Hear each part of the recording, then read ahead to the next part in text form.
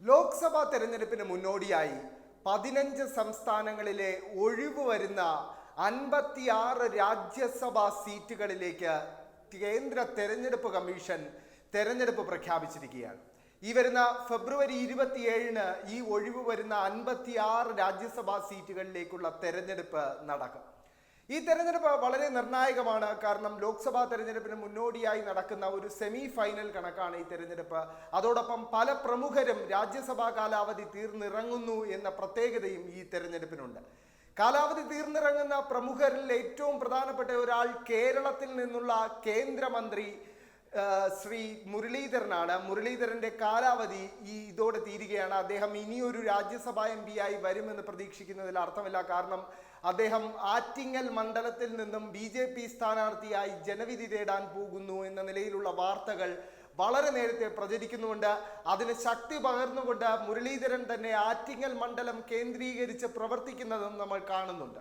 എന്തായാലും ഇത്തവണ പടിയിറങ്ങുന്ന പ്രമുഖരിൽ മറ്റൊരാൾ മുൻ പ്രധാനമന്ത്രി കൂടിയായ മൻമോഹൻ സിംഗ് ആണ്. വേറൊരാൾ BJPയുടെ അഖിലേന്ത്യാ പ്രസിഡന്റ് ആയിട്ടുള്ള JP നഡ്ഡയാണ്. കേന്ദ്രമന്ത്രി അശ്വിനി വൈഷ്ണവ്, അങ്ങനെ പല പ്രമുഖരും ഇത്തവണ കാലാവധി തീർന്നിറങ്ങുന്നുണ്ട്. എന്തായാലും തെരഞ്ഞെടുപ്പ് നടക്കുന്ന ചില സംസ്ഥാനങ്ങളിൽ കഴിഞ്ഞ കുറച്ച് നാളുകൾക്കുള്ളിൽ നടന്ന ഭരണമാറ്റങ്ങളും ചില മുന്നണി മാറ്റങ്ങളും നിർണായകമായി ഈ തെരഞ്ഞെടുപ്പിനെ ബാധിക്കും എന്ന കാര്യം ഉറപ്പാണ്. അതിൽ ആശങ്ക പ്രതിപക്ഷ സഖ്യമായ ഇന്ത്യ സഖ്യത്തിന് നൽകുന്ന സംസ്ഥാനങ്ങളിൽ ഏറ്റവും പ്രധാനപ്പെട്ടത് ഒന്ന് ബീഹാറും മറ്റൊന്ന് മധ്യപ്രദേശും മഹാരാഷ്ട്രയുമാണ്.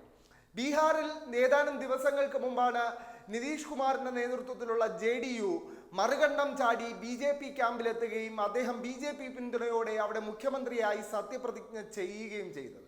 അത് വലിയ തിരിച്ചടിയാണ് ഇന്ത്യ സഖ്യത്തിന് ഉണ്ടാക്കിയത്. കാരണം ഇന്ത്യ സഖ്യം രൂപീകരിക്കാൻ ഉൾപ്പെടെ ഓടി നടന്ന ഇന്ത്യ സഖ്യത്തിന്റെ ശില്പി എന്ന് വിളിക്കപ്പെട്ടിരുന്ന വ്യക്തിയാണ് നിതീഷ് കുമാർ. അതേ നിതീഷ് കുമാറാണ് ഇന്ത്യ സഖ്യത്തെ വഞ്ചിച്ച് BJP പാളയത്തിലേക്ക് പോയത്. അപ്പോൾ അവിടെ ഒഴിവ് വരുന്ന സീറ്റുകളിൽ ഏറ്റവും പ്രധാനപ്പെട്ട 6 സീറ്റുകളാണ് ബീഹാറിൽ ഒഴിവ് വരുന്നത്. അതിൽ 2 കോൺഗ്രസ് MPമാരുടെ ഒഴിവ് വരുന്നുണ്ട്, 2 RJD MPമാരുടെ ഒഴിവ് വരുന്നുണ്ട്. അതോടൊപ്പം 2 JDU MPമാരുടെയും ഒഴിവ് വരുന്നുണ്ട്.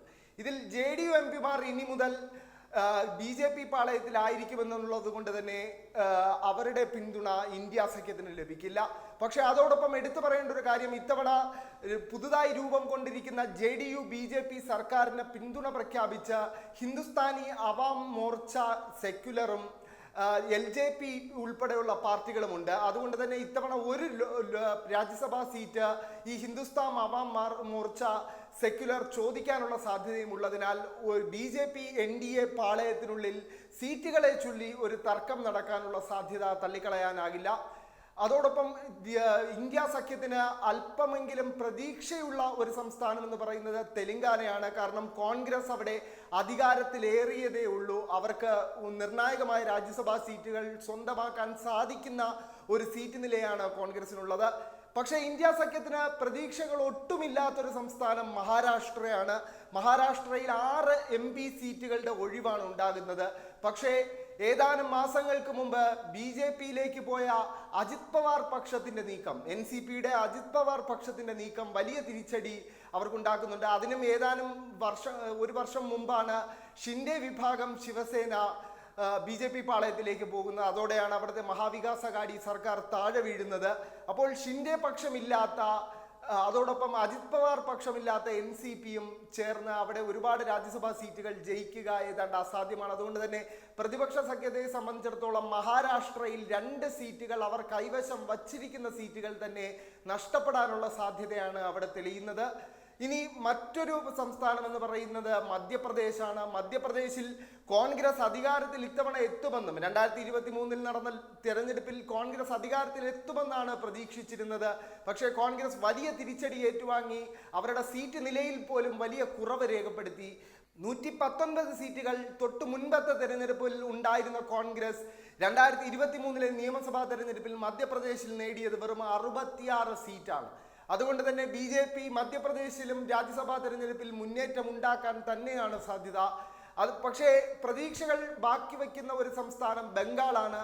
ബംഗാളിൽ തൃണമൂൽ കോൺഗ്രസ് 3 മുതൽ 4 സീറ്റ് വരെയും BJP 1 മുതൽ 2 സീറ്റ് വരെയും വിജയിക്കാനുള്ള സാധ്യതയാണ് കാണുന്നത്. അവിടെ ഇടതുമുന്നണിക്കോ കോൺഗ്രസിനോ കഴിഞ്ഞ നിയമസഭാ തിരഞ്ഞെടുപ്പിൽ സീറ്റുകളൊന്നും ലഭിച്ചിരുന്നില്ല. എന്തായാലും പ്രതിപക്ഷ സഖ്യത്തെ സംബന്ധിച്ചിടത്തോളം നിരാശ അല്പം നൽകുന്ന ഫലം തന്നെയാണ് ഇരിക്കും ഈ തെരഞ്ഞെടുപ്പ് ഫലം പുറത്തു വരുമ്പോൾ വരിക. കാര്യം മഹാരാഷ്ട്രയിൽ കാര്യങ്ങൾ സുരക്ഷിതമല്ല, ബീഹാറിൽ സുരക്ഷിതമല്ല, മധ്യപ്രദേശിൽ വലിയ തിരിച്ചടി കോൺഗ്രസിന് ഏറ്റുവാങ്ങി. പ്രതീക്ഷ നൽകുന്ന സംസ്ഥാനങ്ങളിൽ ഒരുപാട് രാജ്യസഭാ സീറ്റുകളുടെ ഒഴിവ് രേഖപ്പെടുത്തിയിട്ടുമില്ല. അതുകൊണ്ട് ഇത്തവണത്തെ ഈ രാജ്യസഭയിലേക്കുള്ള തെരഞ്ഞെടുപ്പ് ഇന്ത്യ സഖ്യത്തിന് തിരിച്ചടി തന്നെയായിരിക്കും.